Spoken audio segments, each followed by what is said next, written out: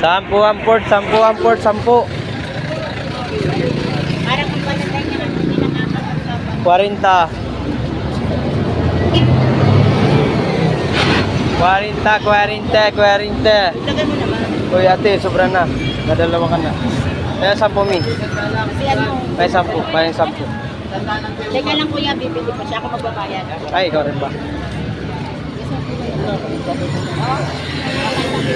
Alright. Pagsamahin ko na, isang may-ari lang naman. Iba yung sa kanya. Paano yan? 29, 30. Gawin mo na 1 kilo. Opya. Opya.